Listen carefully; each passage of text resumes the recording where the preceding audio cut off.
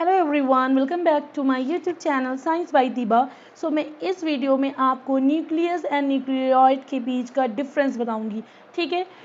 ये बहुत important topic है, ये 9th क्लास में ज़रूर पूछा जाता है। तो इसमें माइनर डिफरेंस होते हैं जिसे आप याद कर लीजिएगा। ठीक है। तो सबसे पहले हम लोग देखते हैं न्यूक्लियस में। आप ये देखो, न्यूक्लियस में क्या है, ये लार्जर इन साइज होता है, ये बड़ा होता है। ठीक है। जैसे आप ये डायग्राम में देखो, ये आपका न्यूक्लियस पूरा दिख रहा है। ठीक है। तो न्यूक्लियस जो है आपका साइज में बड़ा होता है, तबकि जो न्यूक्लियाइड होता है कंपैरेटिवली स्मॉल होता है इन साइज में। ऐसा तो न्यूक्लियाइड भी बड़ा होता है, but as compare to nucleus वो थोड़ा सा छोटा हो जाता है। ठीक है।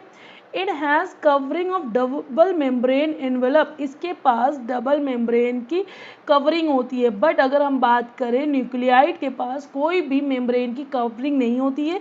It lies free in cytoplasm, ये जो साइटोप्लाज्म में फ्रीली रहता है। ठीक है, इतनी बात क्लियर हो गई। अब बात करते हैं, अगर न्यूक्लियस की बात करें, इसमें कवर होता है। ठीक है। तो जब ये कवर है, आपने यू कैरियोट और प्रो कैरियोट में ये पता है कि जो यू कैरियोट है, यू कैरियोट को याद करने का तरीका क्या बताता है, यू मीन लाइक यू, जिसे मैं पढ़ा रही हूँ। ठीक है। तो हर वो इंसान को इंडिकेट कर रही हूँ यू, तो ये यू एडवांस होते हैं। तो जब एडवांस है तो उसमें क्या होगा, उसमें कवर वगैरह भी होगा अच्छे से। तो जो न्यूक्लियस होता है वो कवर के साथ होता है, वो फ्रीली नहीं अवेलेबल होता है। तो ये एडवांस वाले में पाया जाएगा, किसमें, यूकैरियोटिक सेल में पाया जाएगा न्यूक्लियस। इतना याद कर लेना। जिसमें क्या इंक्लूड होता है, आपका प्लांट इंक्लूड होगा, एनिमल इंक्लूड होंगे, फंगाई इंक्लूड होगा एंड प्रोटिस्ट।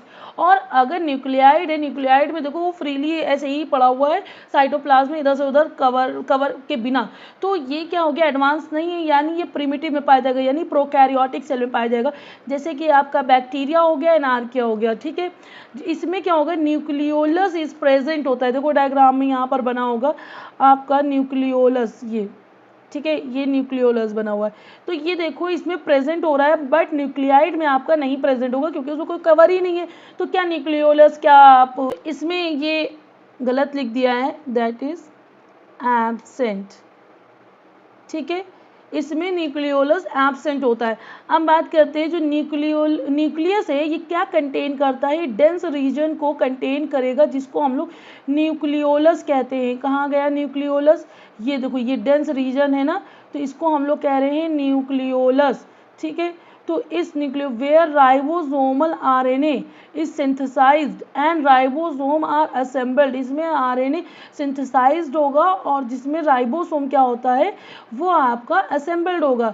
तब के न्यूक्लियाइड की अगर बात करें, नॉट इंक्लोज्ड बाय मेम्ब्रेन, अभी मैंने यहाँ बताया कोई भी कवर नहीं होता है, तो ये किसी भी मेम्ब्रेन से इंक्लोज्ड नहीं होता है, but is simply concentrated region of genetic material. But इसमें जो है जेनेटिक मटेरियल रीजन होता है वो बहुत कंसंट्रेटेड होता है विद इन साइटोप्लाज्म, और ये क्या कंटेन करता है, प्रोटीन को, जो हेल्प करेगा डीएनए ऑर्गेनाइजेशन एंड कंपैक्शन में। ठीक है।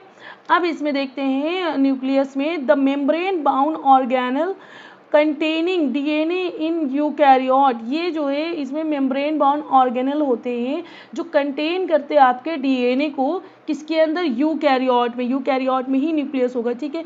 और अगर हम न्यूक्लियाइड की बात करें तो इसमें जो रीजन होगा within the cytoplasm where genetic material is found in prokaryotic cell, ये प्रोकैरियोटिक सेल में इनका जो है जेनेटिक मटेरियल जो होता है साइटोप्लाज्म में पाया जाता है। ठीक है, ये बात क्लियर हो गई।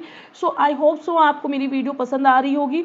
प्लीज़ इसको जो है जितना हो सके उतना शेयर करिएगा और बेल आइकन को ज़रूर हिट करिएगा, और अगर आप नए हैं मेरे चैनल पे तो इसको सब्सक्राइब भी ज़रूर कर लीजिएगा। Thank you so much and keep supporting me.